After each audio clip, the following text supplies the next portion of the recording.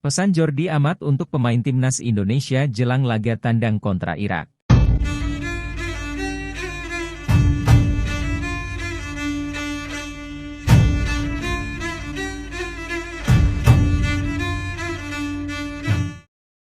Pemain timnas Indonesia, Jordi Amat, menyadari bahwa laga kontra Irak pada grup F putaran kedua Piala Dunia 2026 zona Asia akan berjalan sulit. Berkaca dari ranking FIFA, Irak jauh lebih baik dibandingkan timnas Indonesia. Hingga 21 September 2023, Irak kini menempati posisi ke-69, sementara timnas Indonesia berada di peringkat ke-147. Berdasarkan rencana, timnas Indonesia akan bertandang ke markas Irak pada Kamis, 16 November 2023. Memang pertandingan kualifikasi, apalagi away lawan Irak. Pastinya mereka, Irak, lebih kuat daripada kita, ujar pemain timnas Indonesia. Kendati begitu, Jordi Amat mengingatkan kepada rekan setimnya agar tidak gentar dan siapkan mental. Jordi Amat ingin para pemain timnas Indonesia tampil gahar di laga melawan Irak nantinya. Selain Irak, timnas Indonesia akan berjumpa dua lawan lainnya di grup F ini, keduanya adalah Vietnam dan Filipina. Jadi yang penting pemain harus percaya diri, bahkan kita nanti harus berani bermain di daerah lawan dan menyiapkan mental, ujar pemain Johor. Sebelumnya, timnas Indonesia melaju ke putaran kedua usai menaklukkan Brunei Darussalam dengan agregat 12-0 di putaran pertama kualifikasi Piala Dunia 2026 zona Asia. Pada leg pertama, timnas Indonesia menang 6-0 atas Brunei Darussalam di Stadion Utama Gelora Bung Karno, SUGBK, Senayan, Jakarta Pusat, Kamis, 12 Oktober 2023. Sementara pada pertemuan keduanya, Brunei Darussalam dibekuk 0-6 oleh Rizky Ridho dan kawan-kawan di Sultan Hassanal Bolkiah Stadium, Bandar Seri Begawan, Selasa, 17 Oktober 2023. Diakui Shin Tae-yong, secara kualitas timnas Indonesia masih di atas dari Brunei Darussalam. Brunei Darussalam saat ini menduduki urutan ke-191. Maka dari itu, Shin Tae-yong lebih konsentrasi menatap laga di depannya, ketimbang memikirkan evaluasi pada pertandingan melawan tim besutan Mario Rivera tersebut. Shin Tae-yong mainkan Jay Itzes dan Nathan Choyaon di babak kedua kualifikasi Piala Dunia 2026 zona Asia. Akankah Shin Tae-yong memainkan Jay Itzes dan Nathan Choyaon di babak kedua kualifikasi Piala Dunia 2026 zona Asia? Sekadar diketahui, babak kedua kualifikasi Piala Dunia 2026 zona Asia dilangsungkan pada November 2023 hingga Juni 2024. Di saat bersamaan, proses naturalisasi Jay Itzes dan Nathan Choyaon untuk mendapatkan paspor Indonesia masih berada di tahap awal.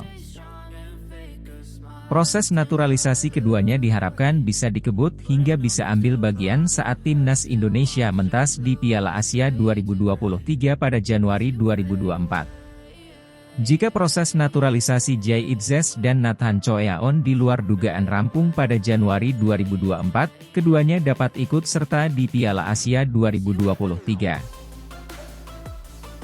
Andai ini benar adanya, Nathan Choyaon dan Jay Itzes dapat melakoni debut saat timnas Indonesia bersua Vietnam di matchday ketiga dan keempat grup F kualifikasi Piala Dunia 2026 zona Asia pada 21 dan 26 Maret 2024. Hal itu berarti, Nathan Choyaon dan Jay Itzes belum bisa ambil bagian saat timnas Indonesia melakoni dua laga awal di kualifikasi Piala Dunia 2026 zona Asia. Rencananya pada 16 dan 21 November 2023, timnas Indonesia akan tandang ke Irak dan Filipina. Di dua laga ini, Shin Tae-yong mesti memanfaatkan skuad yang ada. Secara kualitas jika turun dengan skuad terbaiknya, timnas Indonesia tidak kalah jauh dari Irak, plus sedikit di atas Filipina. Satu hal yang pasti, Shin Tae-yong sudah melemparkan permintaan kepada PSSI. Ia meminta kepada PSSI untuk menambah pemain keturunan demi meningkatkan performa timnas Indonesia. Memang skuad saat ini baik dan baik pula dalam hal prestasi saat ini.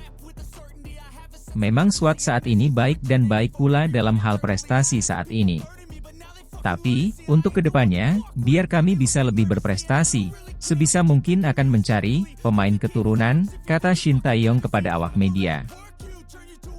Shin Tae-yong resmi melewati catatan Alfred Riedel sebagai pelatih timnas Indonesia. Kepastian ini terjadi usai timnas Indonesia sukses menyapu bersih 2 kemenangan atas Brunei Darussalam.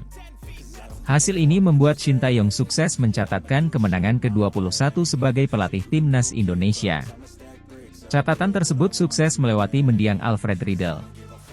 Alfred Riedel sudah melatih timnas Indonesia selama 3 periode.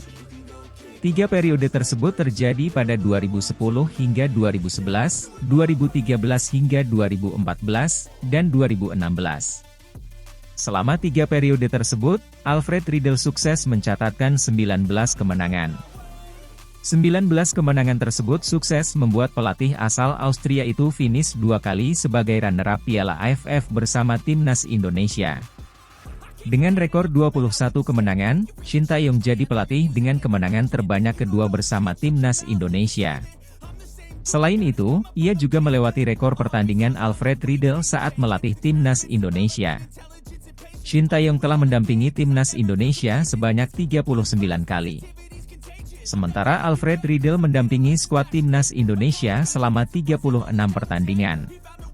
Untuk menjadi pelatih dengan kemenangan terbanyak, Shin Tae-yong harus melewati catatan dari pelatih timnas Indonesia periode 1954 hingga 1963, Antun Pogacnik.